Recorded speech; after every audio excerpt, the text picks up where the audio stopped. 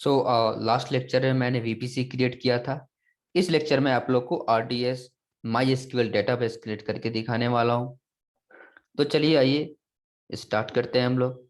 तो RDS my SQL के अंदर पहले हम लोग सारे फाइल्स को, जो भी फाइल हम लोग क्रिएट करने वाले हैं, वो सारे फाइल्स को पहले मैं डिफाइन कर ही देता हूँ। डीबी अंडरस्कोर, दोस्तों मैंने आप लोग को बोला था कि आप लोग मेन डॉट टी एफ रखो, फाइल का नाम कुछ भी रखो, कोई फर्क नहीं पड़ता है। तो चलिए, इसलिए मैं इस पर मेन डॉट टी एफ नहीं रखूंगा। डेटाबेस इंस्टेंस के लिए dB underscore instance dot T F में कर रहा हूँ। उसके बाद सबनेट ग्रुप क्रिएट करना है मुझे, dB underscore subnet underscore group dot T F. इसके बाद मुझे चाहिए वेरिएबल्स डॉट टी एफ। फिर मुझे चाहिए data dot T F, provider dot T F, और लास्ट क्या, आउटपुट डॉट टी एफ। तो चलिए दोस्तों, अब हम लोग डीबी इंस्टेंस को देखने वाले हैं। तो आपको कुछ नहीं करना है, आपको मेरे गिटहब लिंक पे जाना है और वहाँ टेराफॉर्म का जो लेक्चर नंबर 5 है, इसके अंदर आप लोग जाके RDS_MySQL के अंदर जा सकते हो और यहाँ से क्लिक ऑन db_instance.tf। हालांकि आई थिंक ये जो लेक्चर 5 है, मैं इसे बाद में चेंज करने वाला हूँ। एक्चुअली ये मेरा 6th लेक्चर है, मैंने एंड जो मैं EC2 क्रिएट करूंगा वो मेरा 7th लेक्चर होगा। बट मैंने अपने लिए, ये सिंस सब एक ही प्रोजेक्ट के अंदर आता है, इसलिए मैंने सारे कोड्स को एक ही फोल्डर में रखा है। ये मैं मॉडिफाई करके फिर मैं आप लोगों को ये लिंक प्रोवाइड करूंगा।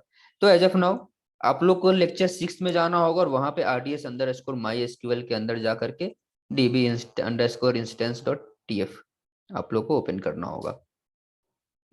यहाँ से db_tf जो है, ये सारे डेटा को आप कॉपी करो। ये जो रिसोर्स है, ये क्या, ये आपको RDS_MySQL क्रिएट करेगी। चलिए ये कोड को समझ लेते हैं। ये इंजन है, यहाँ हमें देना होता है MySQL में दे रहा हूँ, ये इंजन नाम है। आप डेटाबेस का नाम कुछ भी दे सकते हो, मैंने TCW दे रखा है। ये सारे के सारे दोस्तों वेरिएबल्स है, variables dot T F file. चलो मैं एक काम करता हूँ, पहले मैं वेरिएबल फाइल भी डाल देता हूँ, फिर आपको मैं एक ही साथ सब कुछ दिखाऊंगा। तो चलो ये रहा वेरिएबल।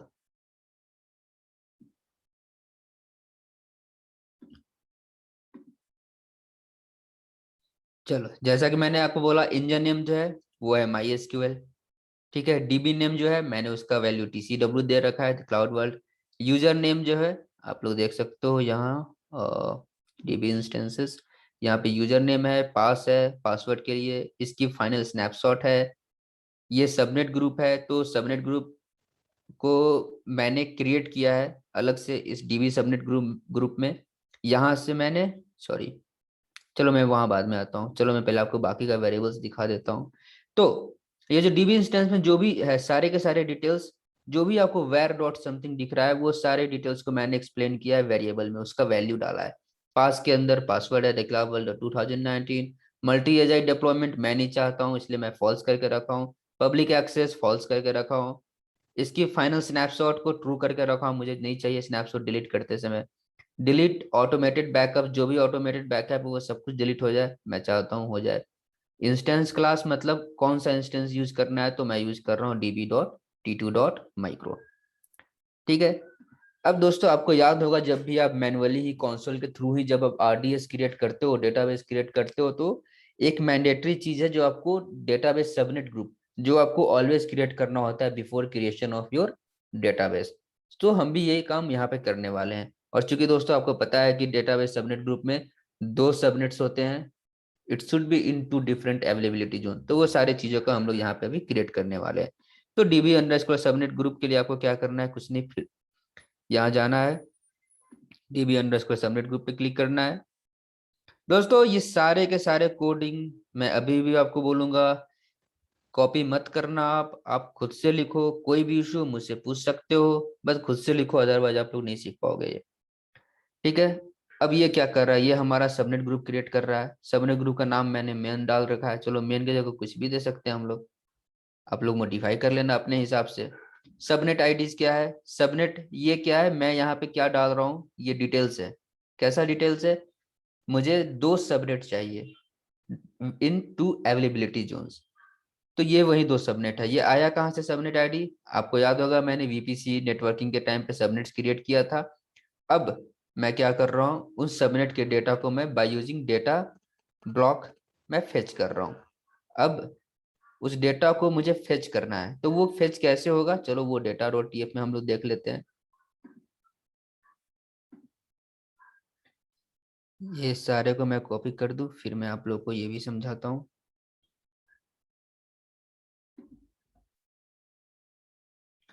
चलो, तो ये हमारा स्टेटमेंट है जो कि हमारे डेटा को फेच कर रहा है सबनेट आईडी को। तो मुझे क्या चाहिए, सबनेट आईडी चाहिए, मैंने कुछ भी नाम दे दिया। अब क्या बोल रहा है, ये वीपीसी आईडी भी चाहिए।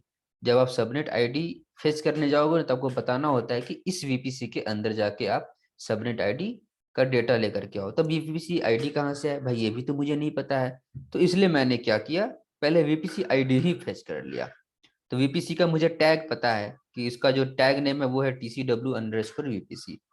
तो उस टैग नेम का यूज करके मैंने उस वीपीसी के आईडी को फेच किया, और उस आईडी को मैं यहाँ पे रेफरेंस दे रहा हूँ वीपीसी आईडी में। देख सकते हो आप, data dot AWS underscore VPC dot VPC underscore available dot ID।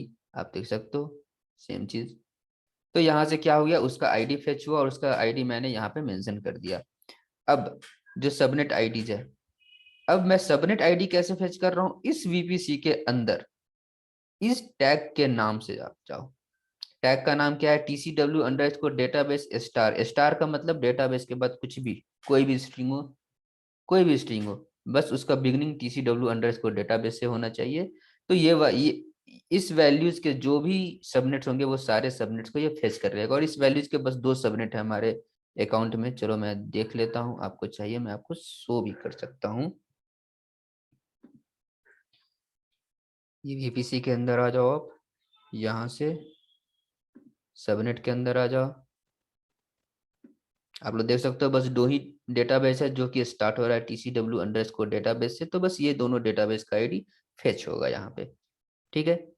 अब अब मुझे क्या करना है, इस डीबी सबनेट ग्रुप में वो दोनों डेटाबेस रेफर करना है। तो मैं कैसे करूंगा, डेटा को कैसे रेफरेंस लेते हैं, data dot AWS subnet underscore IDs dot available underscore DB subnet dot ID।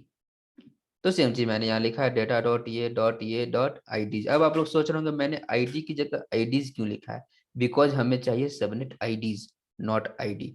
यहाँ पे हम लोग को एक से ज्यादा सबनेट डालना है, इसलिए हमने आईडीज बोला। आईडीज का मतलब हो गया जितना भी सबनेट होगा, जो भी सबनेट वैल्यू फेच किया आपका डेटा, वो सारे के सारे सबनेट वैल्यू यहाँ आ जाएंगे। तो ये था दोस्तों हमारा सबनेट ग्रुप। हमने अपना सबनेट ग्रुप भी क्रिएट कर लिया। अब आइए डेटाबेस इंस्टेंस पे चलते हैं। ये सारे हम लोगों ने देख लिया। ठीक है, ये हमारा सबनेट ग्रुप था, वो हमने सबनेट ग्रुप क्रिएट कर लिया, और उस सबनेट ग्रुप को हमने यहाँ पे रेफरेंस दे दिया, AWS subnet group dot DB subnet group dot ID। देख सकते हो AWS ये.डॉट मैंने आप लोग को ये पहले ही बता रखा है कैसे करना है रेफरेंस। अब सेम काम हम लोग वीपीसी सिक्योरिटी ग्रुप के साथ भी करने वाले हैं। कौन सा सिक्योरिटी ग्रुप, आपको RDS के साथ कौन सा सिक्योरिटी ग्रुप अटैच करना चाहते हो, अब वो डेटा यहाँ से उठा सकते हो। तो मैंने क्या किया, सिक्योरिटी ग्रुप के डेटा को उठा लिया, डेटा का यूज करके,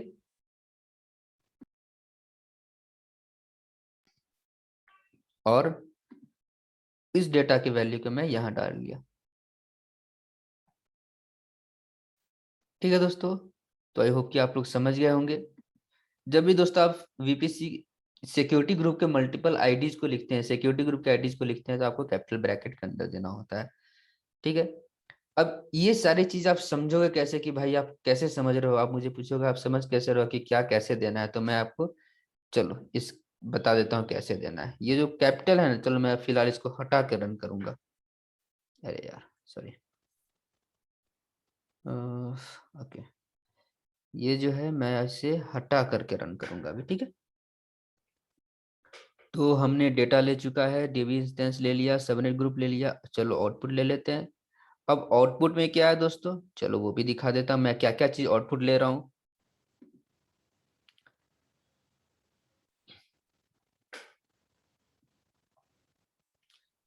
आउटपुट में क्या लेना है आपको, पहला ये सबनेट डेटा ले रहा है। ये सबनेट डेटा क्या ले रहा है, सॉरी, यहाँ पे अब वैल्यू क्या है इसका, data dot A W underscore subnet IDs available DB subnet dot IDs. तो ये सबनेट डेटा क्या वैल्यू ले रहा है, इस डेटा का वैल्यू। ये कहाँ गया, ये जो डेटा जो वैल्यू सबनेट आईडीज का डिटेल जो फेच कर रहा है ना, मैं वो डिटेल्स को एज एन आउटपुट में आपको प्रिंट करा रहा हूँ। आउटपुट मुझे क्या चाहिए, उस डेटा वाले ब्लॉक का जो कंप्लीट ब्लॉक है उसका वैल्यू, उसका जो भी वैल्यू है वो मुझे एज एन आउटपुट चाहिए। सेकंड, वो बस मैंने इसलिए रहा कि मैं आपको दिखाना चाहता हूँ कि एज एन आउटपुट वो क्या प्रोवाइड कर रहा है। Second, RDS address. आप सोच रहे होंगे मुझे आरडीएस एड्रेस क्यों चाहिए। दोस्तों मैंने आपको जब गिटहब लिंक के थ्रू जब मैंने आप लोगों को गो थ्रू कराया था, तो मैंने आप लोगों को बताया था कि जो यूजर डेटा है जो बूटस्ट्रैप के लिए यूज किया जाएगा, वहां पे हमें इस आरडीएस का जो एड्रेस है वो मेंशन करना होगा, तभी वो वर्डप्रेस जो है इससे कनेक्ट हो पाएगा। इस रीजन से मैं as an output RDS address ले रहा हूँ। ठीक है, तो आई थिंक सब कुछ हो गया। अच्छा, प्रोवाइडर बचा हुआ है, तो चलो प्रोवाइडर तो हम लोग खुद से भी लिख देते हैं। AWS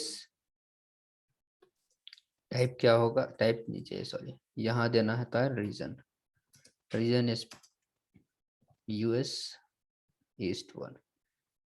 अब हम लोग बिना सोचे समझे एक कमांड के बारे में दोस्तों मैंने आप लोगों को पहले बताया था, टेराफॉर्म फॉर्मेट। तो मैं आप लोगों को रिकमेंड करूंगा जब भी आप कोई भी कमांड रन करो, कोई भी स्क्रिप्ट लिखो, तो टेराफॉर्म फॉर्मेट जरूर रन कर दो। टेराफॉर्म फॉर्मेट क्या करता है, आपको सारे के सारे आपके स्क्रिप्ट को अरेंज कर देता है। It looks good now. ठीक है, अब चलो अब इसको करते हैं हम लोग आई नीट।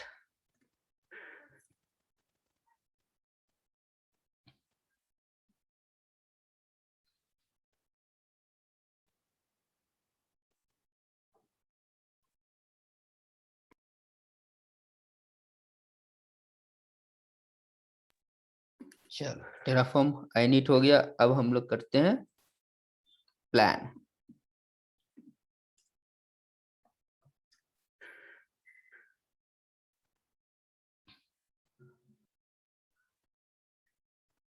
चलो दोस्तों, तो जब हमने टेराफॉर्म प्लान किया तो हम लोग देख सकते हैं हमें एरर आ गया। एरर क्या आ गया आप लोग देख लो, पहला देखो db_instance.tf फाइल पे, तो हम लोग वहां चले जाते हैं। ये रहा हमारा।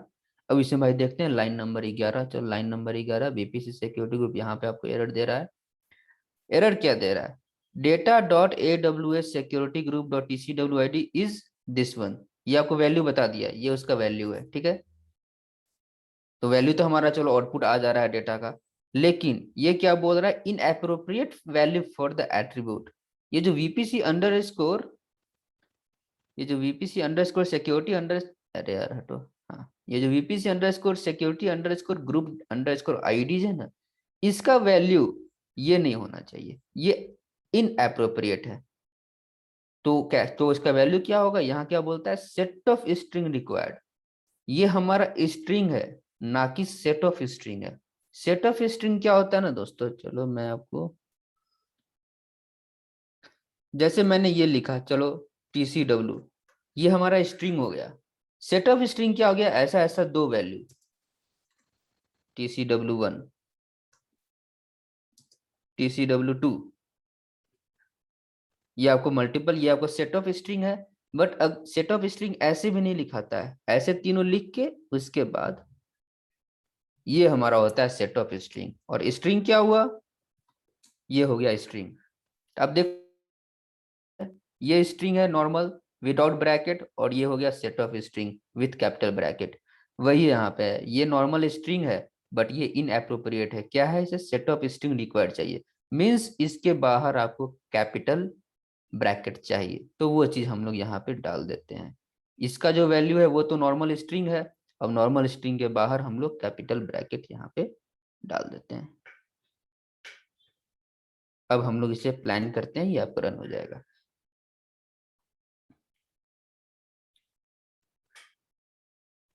चलिए हमारा प्लान हो चुका है, कितना ऐड करना है क्या करना है सारा प्लान आपका रेडी है। चलो मैं बिना सोचे समझे इसको अप्लाई कर देता हूँ और इसे पॉज करता हूँ, क्योंकि 6 से 7 मिनट आई थिंक ये लेता है डेटाबेस क्रिएट होने में।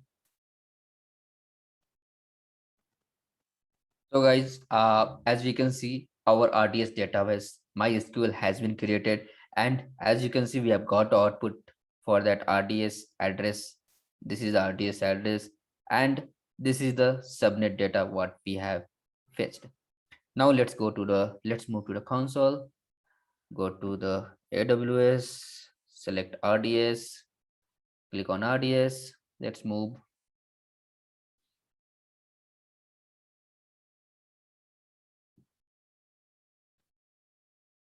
Okay, now click on database instances, and you can see our database has been created. We can move to database inside, and we can get all the details like configurations. You can see, you can get the database ID here, DB name. You can see, even if you want an identifier, go to connectivity, you can get the endpoint. By using this endpoint, we will be connecting. Okay, so now all the details you can see here. Okay, even you can see the security groups, everything, replications and all, everything.